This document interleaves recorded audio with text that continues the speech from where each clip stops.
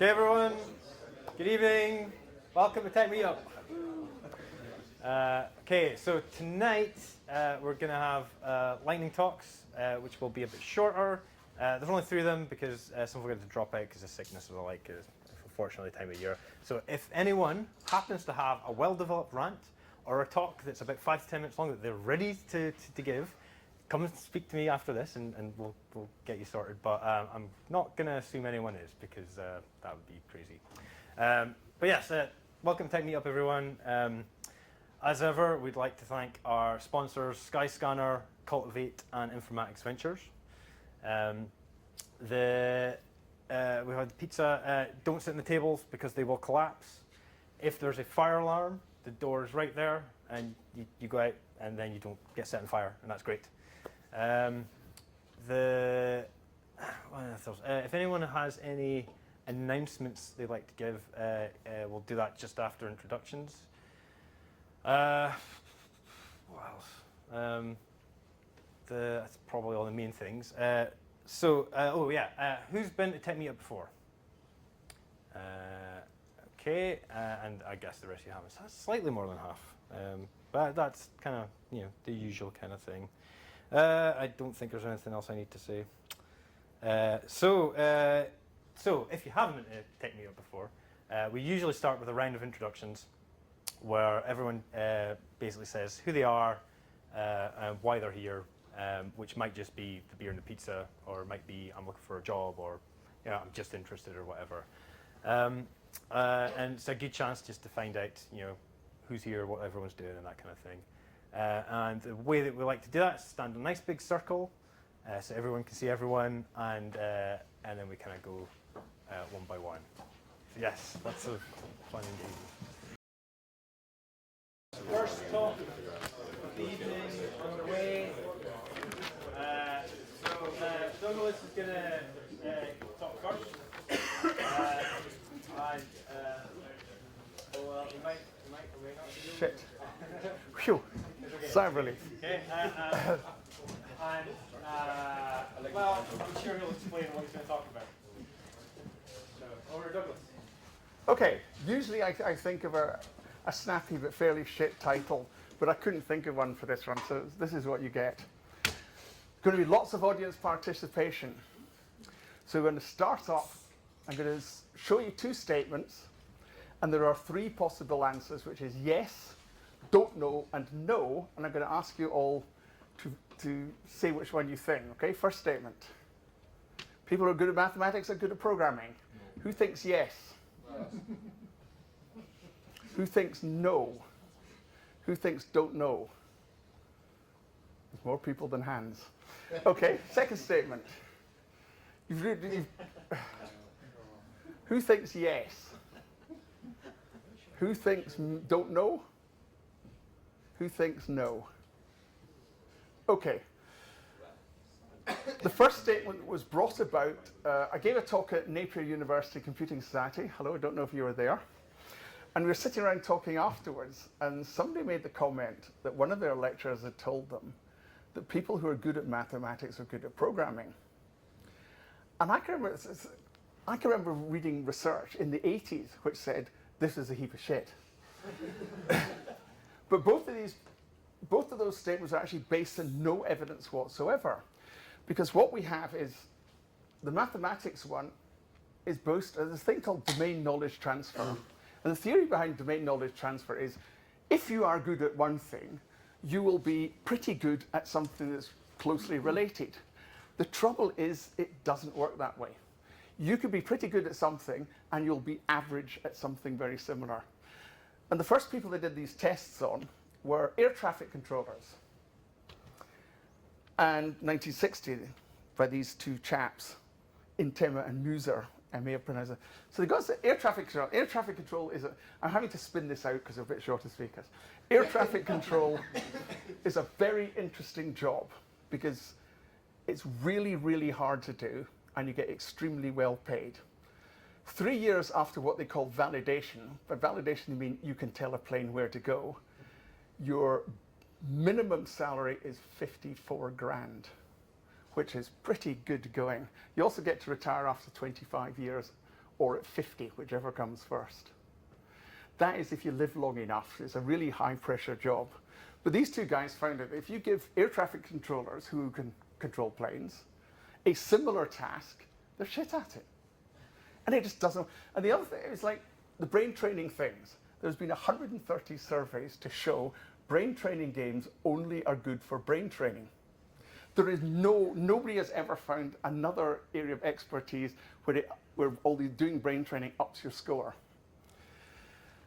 So next question for you, a bit more relevant than air traffic controllers, is which of these is best at finding bugs? There's a reason behind this whole talk, which you're going to find out at the end. Okay, so who thinks unit testing is best? 4 people. Considering the amount people go on about it, I expected more hands. Code review? 1, 2, 4. And low volume beta testing. Okay, the percentages are, you're actually not bad. The percentages are the worst of these 3 ways of finding bugs, or the best way rather. Code review, 6% of bugs are found by code review. So those of you who said code review, give yourself a clap. And then we have low volume beta testing, 36% of bugs are found that way. And lastly, unit testing, which usually comes before low volume beta testing, which I find really interesting. Considering the hype, unit testing, oh, got to test this, got to test that. You're maybe wasting your time. Why didn't they add that to 100?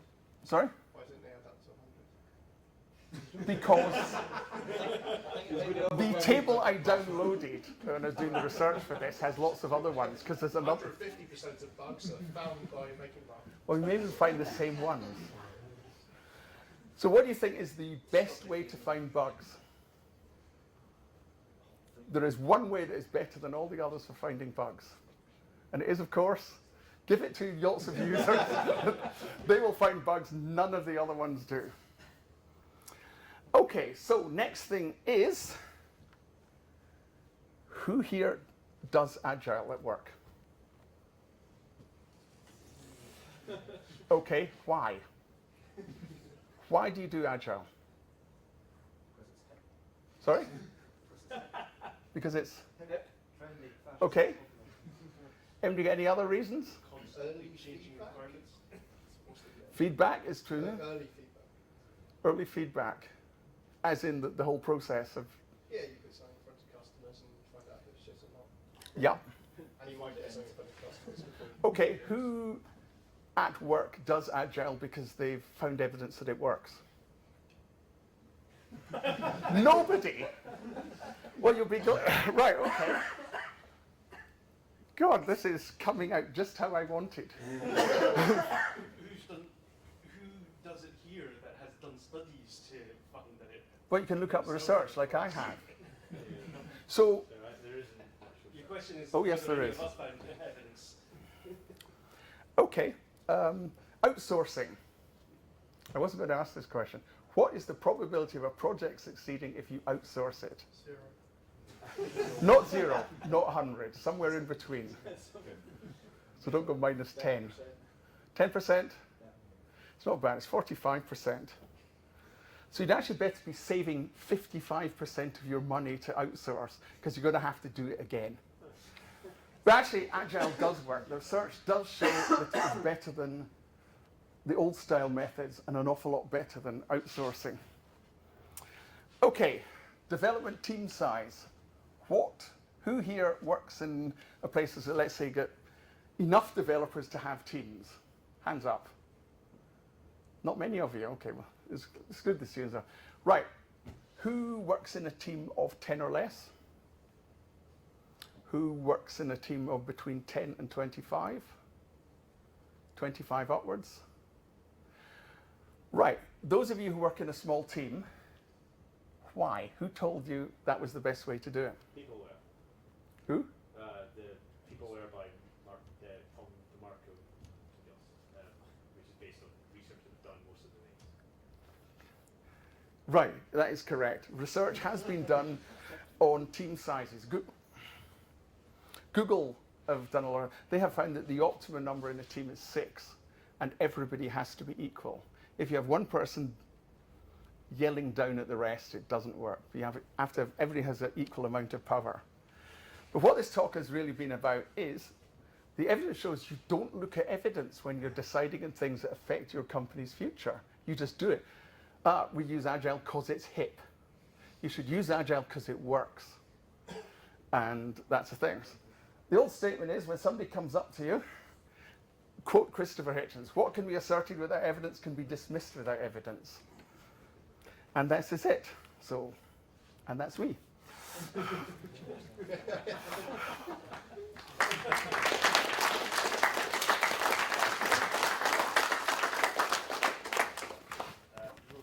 anyone have any questions? Yeah.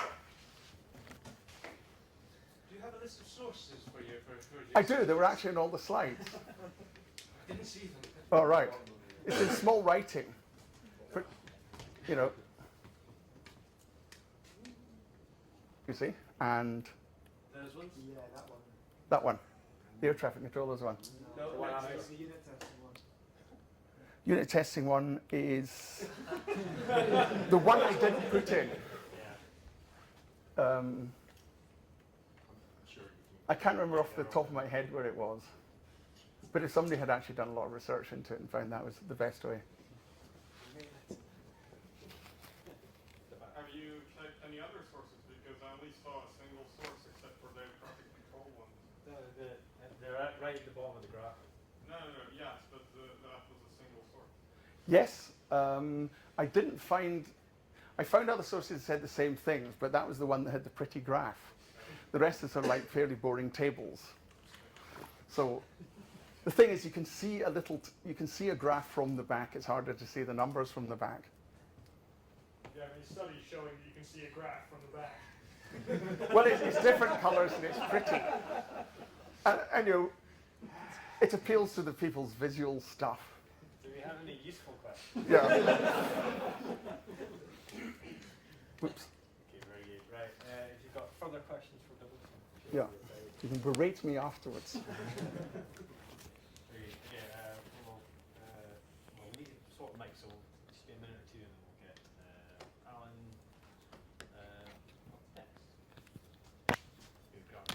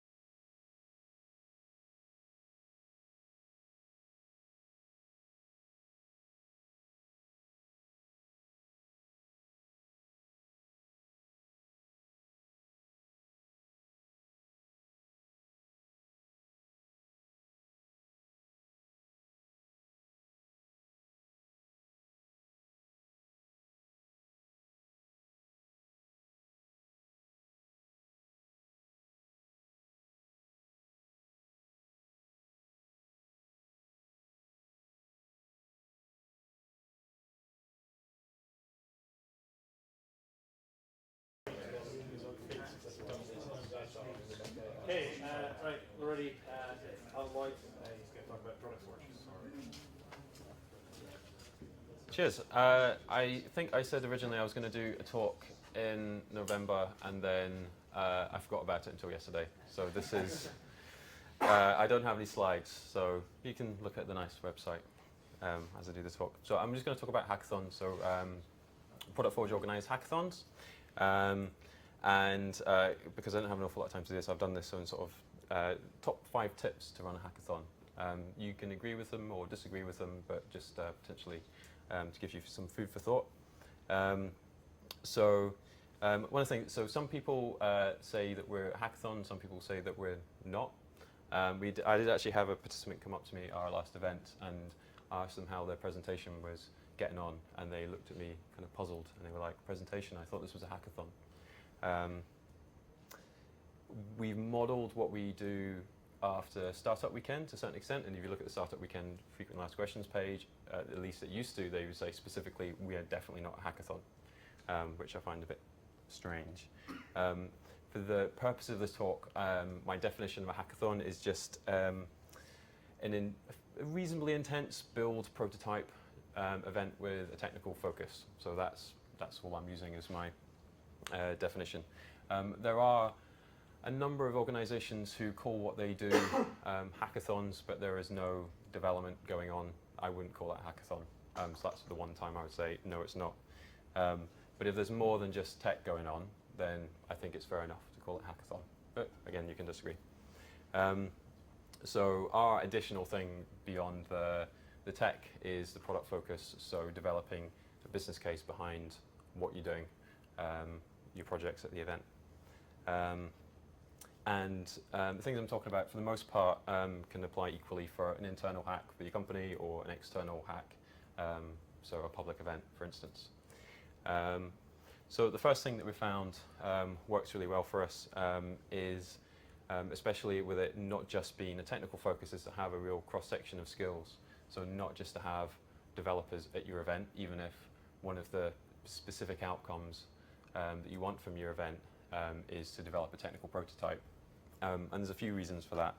One of the big things is it presents more opportunities for peer-to-peer learning. So having different perspectives, different skill sets at the event, one of the things that you guaranteed you're going to get out of a hackathon, regardless of what the purposes were, you're going to meet lots of interesting people and you're going to learn something new.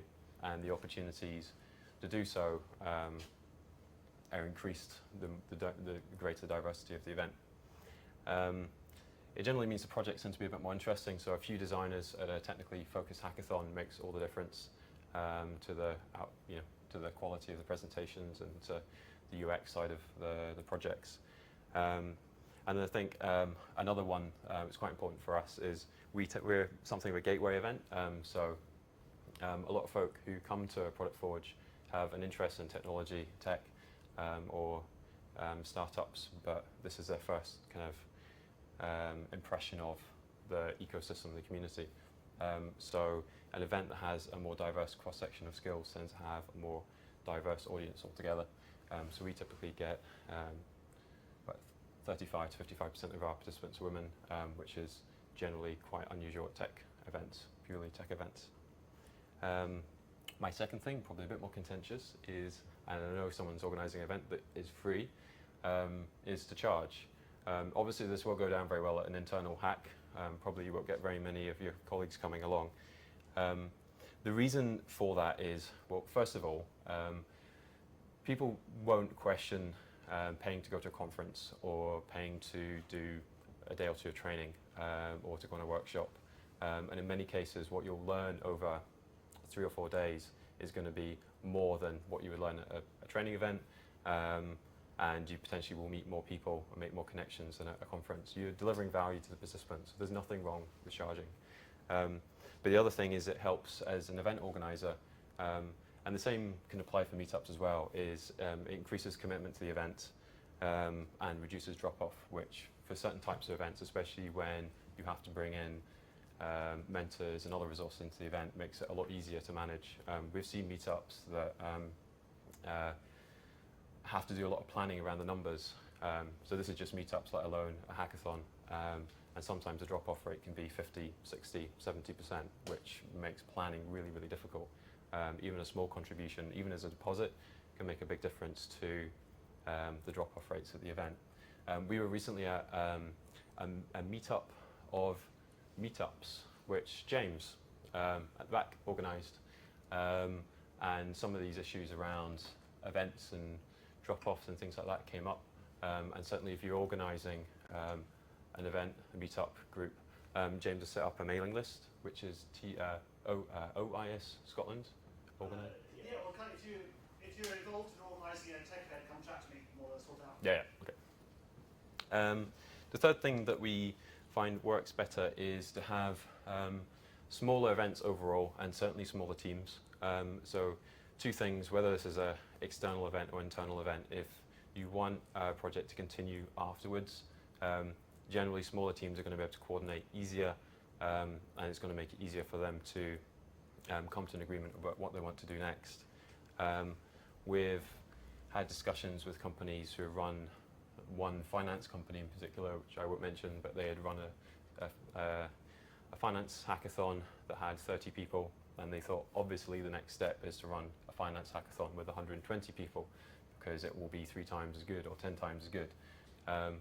But to effectively manage 30 people, you're going to need potentially 10 mentors. So 120 people is a lot of mentoring and a lot of coordination to get the value out of the event. More time. So we see there's 2 common scheduling things that I see with hackathons. One is the 24-hour overnight really intense student event. And those events tend to be more about the feat of physical exertion and endurance than actually building anything sensible. And at the end of it, you see people coming out and they're just exhausted and they don't know what they're doing, they don't know what their name is, and if they learn anything, they probably forget it immediately afterwards. The other one we see, the 9 to 5 type events, and I understand the rationale behind doing things like this. So especially for more senior level folk, people who have commitments, have families, it's difficult to take time out to go to an event. We typically find though, when we observe events like that the level of commitment is quite low, and people end up dropping in and dropping out, and you just tend not to get the value from it. Now, that doesn't mean that I think we run our events over 24 hours, which is just to allow people to stay as late as they want to work. But because we do it over 3 days, there's no way you're going to be able to stay awake for 3 days. We've never even seen anyone attempt it, thank God. And the last thing that I see a lot of events don't do is to plan for the aftermath. So to think about how you're going to support the teams and the projects that come out of the event, which is really important because especially there's a bit of sponsor fatigue with events like this, and a common thing that we come up against. People say, well, you know, we've been involved in an event like this, or we've supported this kind of thing, and it was a lot of fun, and everyone had a great time, but really at the end of the day, what was the point? And there is an answer there in terms of the people that were connected and the skills that were learned and all the rest of it. But what's really great is if something can come out of that that gets taken forward. Smaller teams, I think, feeds into this and makes it easier for these projects to continue on afterwards. But without any planning, especially if you're running an internal event, so I've seen and spoken to a few folk about internal events where, again, one sticks in my mind in particular, that they wanted the staff to come in over the weekend, and the guy was kind of puzzled. He was like, it feels like people think that we're just asking them to come in and give up a weekend, but it's not. It's about innovation. I'm like, you kind of are asking them to come in over the weekend, to be honest, and work.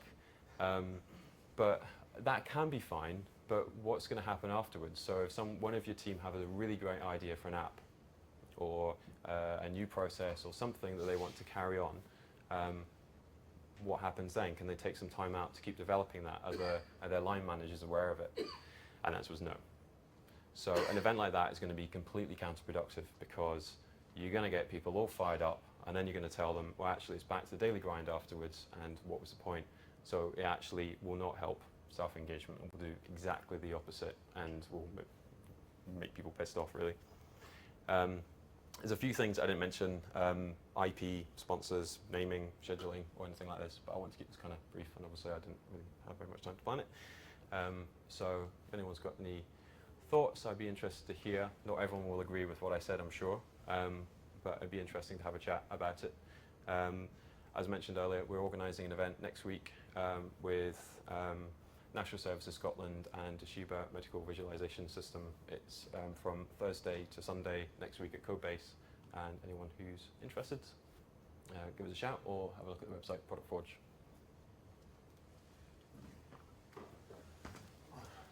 Any questions?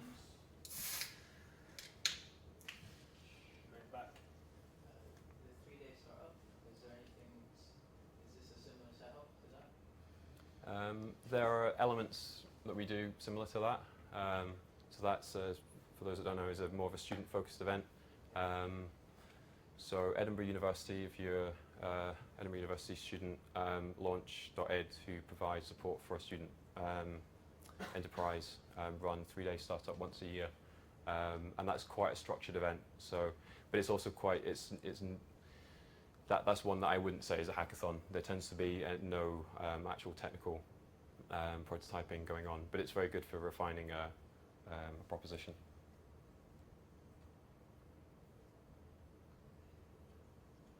Anyone else?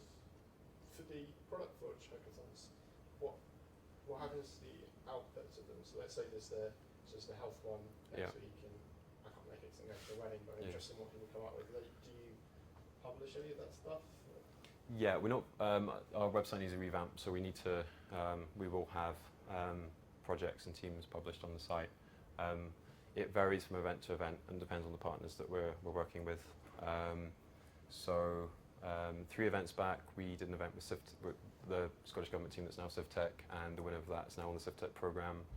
2 events back, it was with Shelter Scotland, and the winning team were contracted by Shelter to deliver their idea. And 1 event back, the winning teams were invited to pitch to the sponsors after they'd had another month working on their idea, potentially for funding. So it varies from event to event. In this case, we're going to have NHS staff along, and we're going to have Toshiba staff along, and then we're also going to have independents, contractors, freelancers, people with just an interest in it. One of the things that was stressed at ISD is if there's anything that's come up from the event, especially if it's staff who've been developing it, then they need to provide that support and resource to support those ideas afterwards. And for instance, ISD staff that are coming along, so they come along for the weekend, they get 2 days off in lieu, and then their line managers, everyone's aware of the fact they're coming along and they give, they're spending a weekend doing this. So there will be support available.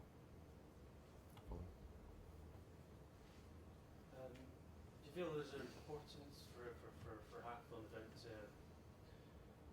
all participants be in a physical location?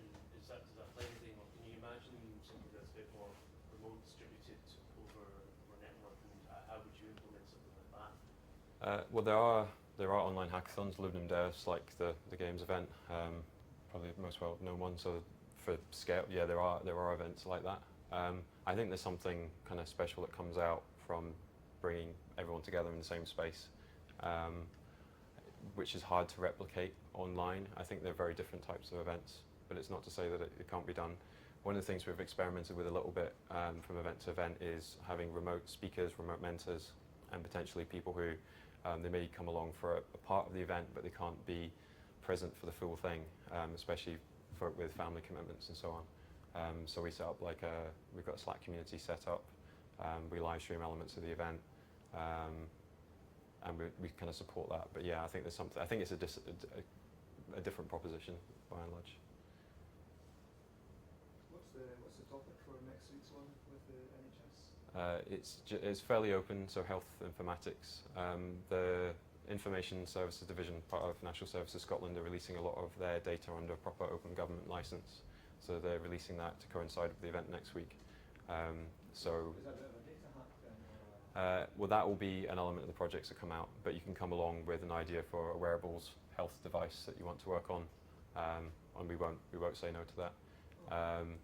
Obviously, TMVS are more focused around well, medical visualization. So I'd be keen to see if there's any projects around computer vision potentially at the event too. This is the first health one we've done, so we're going to do another one this year, which will probably be a bit more focused. But with this one, I just wanted to, keep it fairly open. For the NHS, one of the key things is that their staff, there's analysts. I mean, they're all very smart people, but in many cases, they worked in the ISD for 15 years using the same tech. They want to expose them to different working practices, different technologies, and just get them out and meet new people. Actually, so they're not too fussed about what exactly comes out of it. But certainly, if there's any specific projects built on their data, they'll be keen to support that. NSS also set challenges for the CivTech project, and they've been doing lots of other work with the data lab and lots of student stuff. So they do seem to be taking a kind of a long look at how they do things.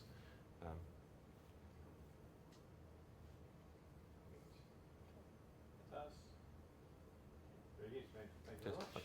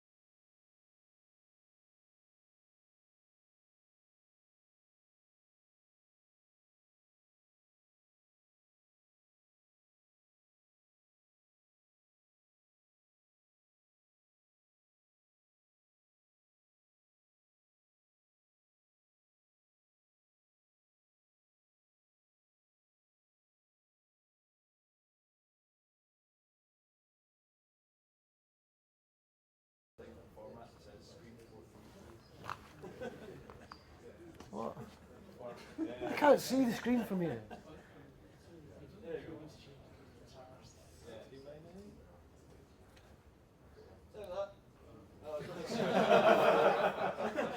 Rainfly IT people, you can't help me. What's for us? Yeah. Yeah, hold that. Oh. Put that in for. Right, so Kris is going to talk about the Internet of Things. I'm going to be not so fabulous assistant. Yeah, have that. Try not to get electrocuted. You shouldn't know how to get yours. Micro USB, man. Okay. Blinking lights. Yeah, it should be yellow.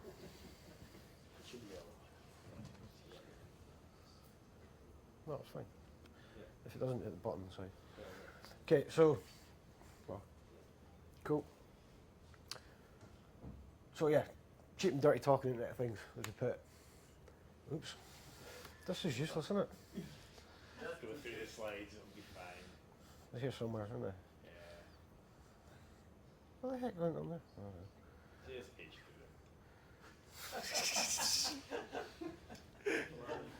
Oh, well, I'm Kris anyway. I was involved in the IT industry. F11. F11 doesn't work either. No.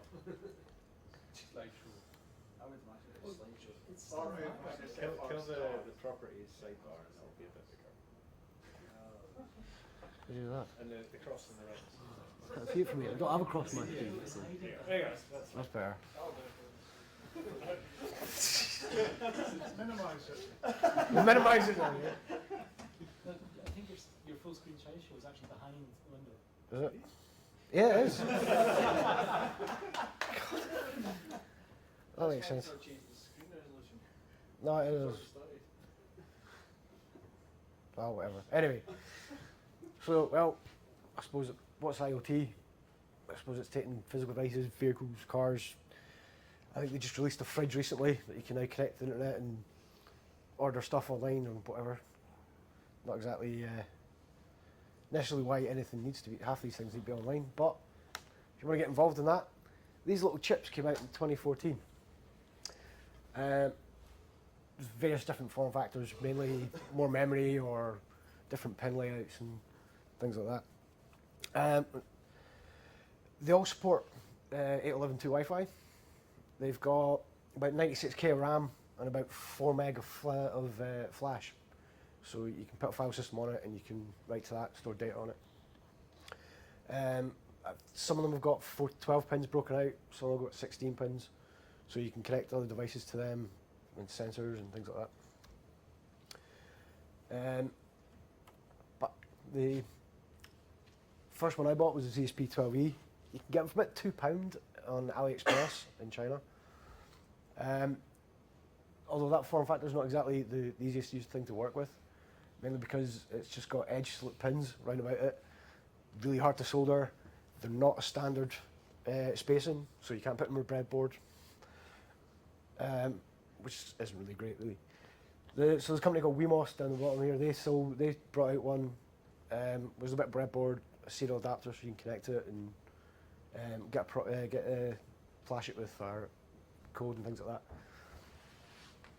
that. And they're on about £2.50 or something as well. They're not much in. You can get Adafruit do one called the Feather, and it's the same chip attached to a bit of board. It gives you just extra resistors and a couple of switches and stuff.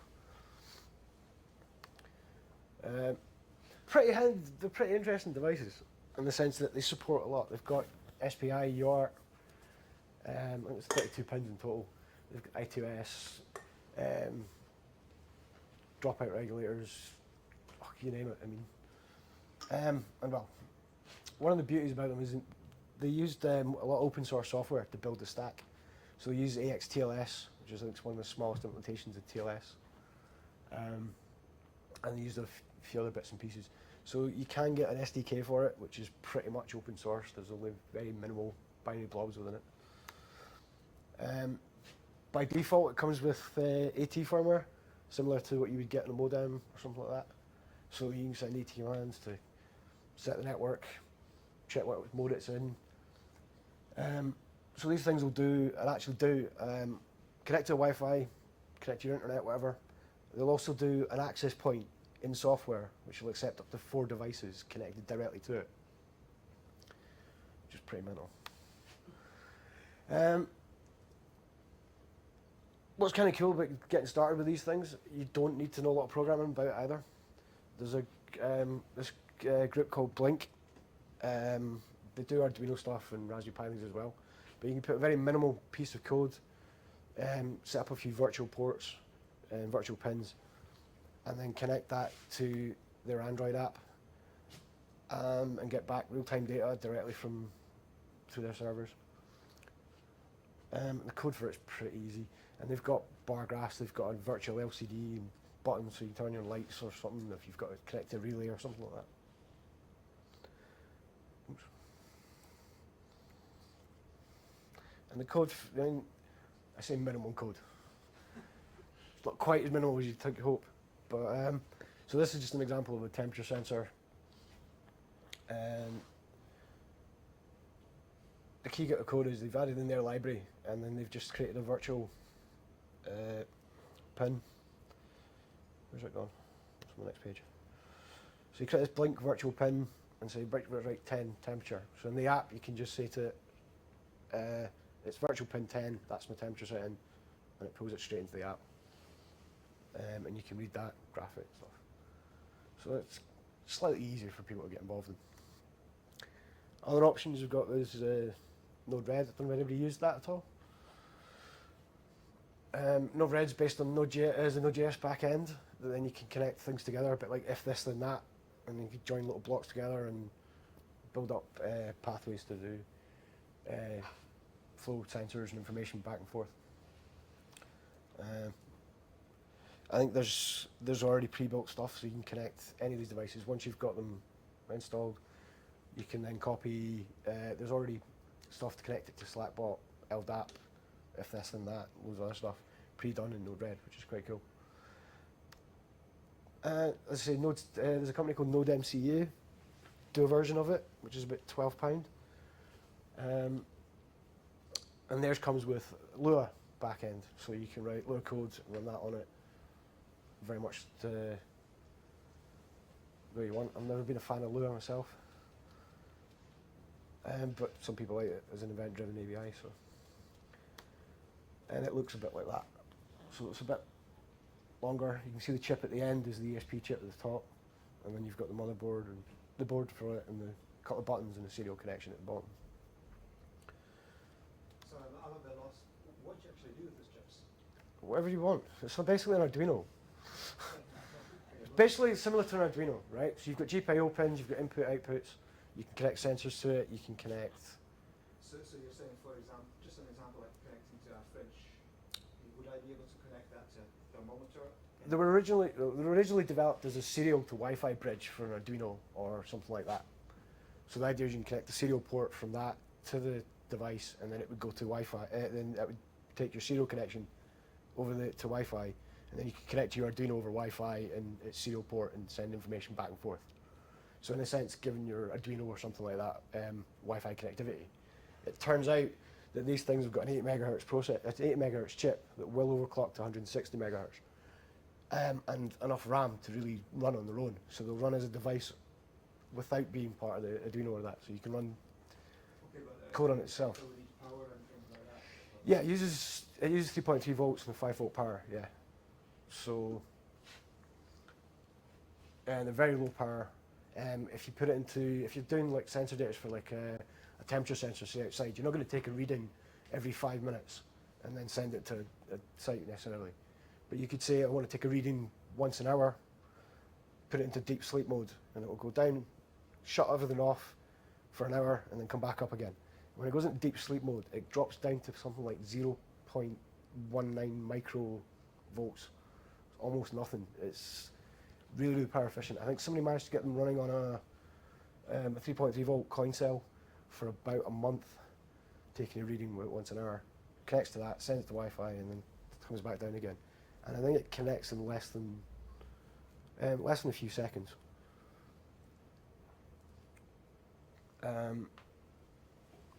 I've been doing a lot of work with there's a project called MicroPython, which is trying to take Python itself and put that onto these microcontrollers. And it works on other devices as well.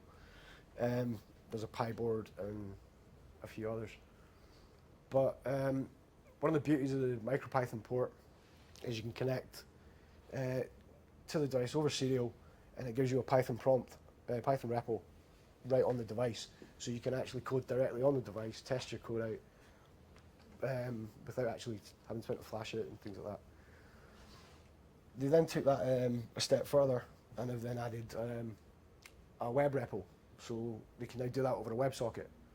So straight over Wi-Fi, you can connect to it, get your prompt, and modify and change the code as and when you need to.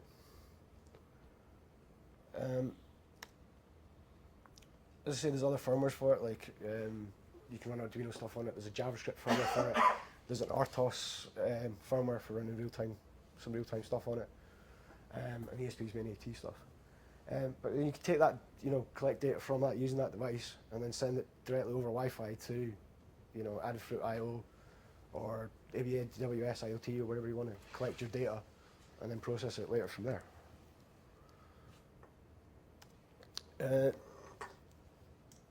People have taken this, made it a commercial product as well. There's a company called it.cc, and they've been building these what I call a son-off, and it's basically a relay, one of these ESP chips, and a reasonably nice form factor, so you can just inline that into your cables, and then you can turn on and off your lamps or your other stuff in your home with it. There's a project called OpenHab, which is written in Python. It's a web framework that will connect to these devices over that. They've got a firmware you can actually just flash to them directly and connect them and turn on and off. And they're completely open to program and hack it yourself. Yeah, and that's the presentation, which was terrible. So, yeah, let's see if we can get it to work. Of course, this doesn't work, does it?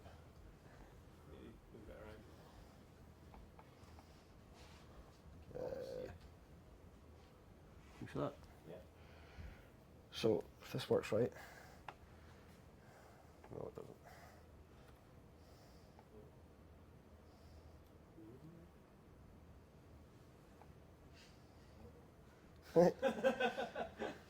Did someone sacrifice the chicken? No?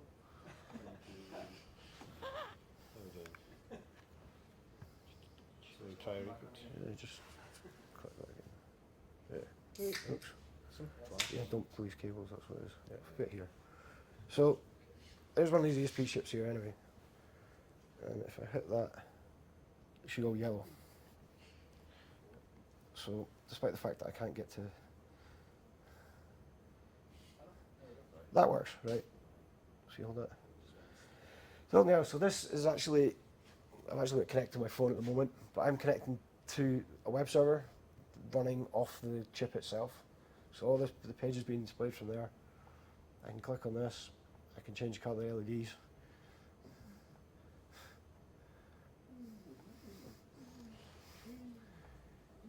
In a relatively quick fashion.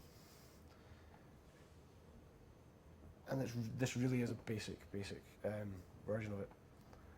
It could be a lot more than that. So if that works now. Oh, that's an IP, that's what it is.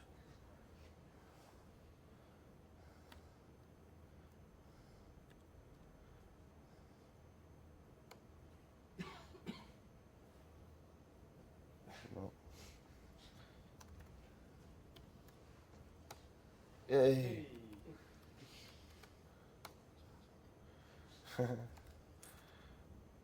Okay, so that code's running.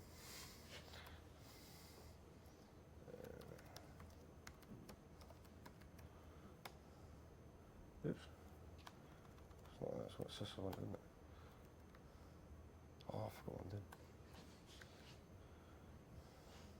System functions.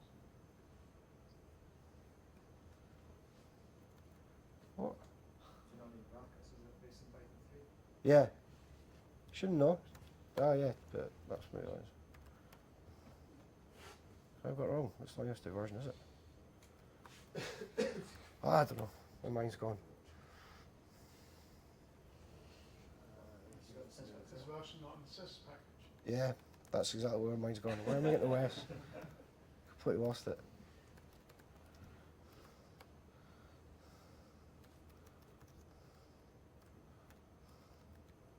Yeah, it is. So you say running Python anyway. So that's it, running Python 3 directly on that chip. Okay, it's a very cut down version of it. Mainly. Also running the web server as well.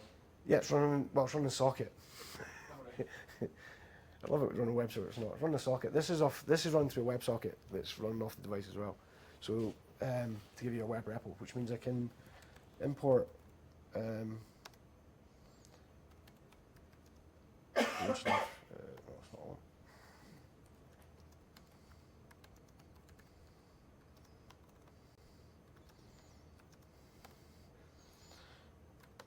So you see, it's got a file system.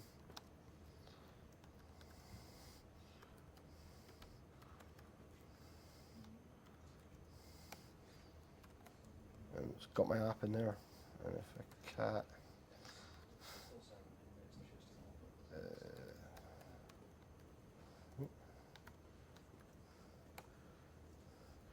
There's my really terrible code. But anyway. I think the main idea I was trying to get across is these, you can pick up these devices from China really cheap, really easy to get into programming. Just add a couple of sensors and stuff, and then you can start reading in things you want from there, be it weather sensors, be it grabbing information off the web and just displaying it on a mini screen. Oops. Drop the mic. Yeah. Oops. I mean, I've got another couple of examples here with the shields that they've added for this. So this one's got a wee 96.96 inch screen on it, so you can display the weather on it, stuff like that. I don't know, wee animated man if you want or something. I believe there was a group at the Python groups, somebody managed to get Telnet. And you know the Star Wars, ASCII Star Wars? So I managed to grab that and then display that on the little screen. It's pretty cool. The other demo I wanted to have but didn't have was someone took one of these and made a useless throwaway. So there's a web page running off of it, connect to the relay, and when you go to the web page, click the button, a wee hand comes up, switches it back off again. And they always managed to get that running directly off it. I think one of the things that makes it sense is these things don't have a lot of memory, about 96k RAM or something. Once you put Python on this, you're lucky if you've got about 40k. So it does feel a lot weirder writing in Python code on that because you're writing in such a small memory footprint, whereas Python tends to be more less CPU bound and more memory hungry. So it kind of feels a bit weird.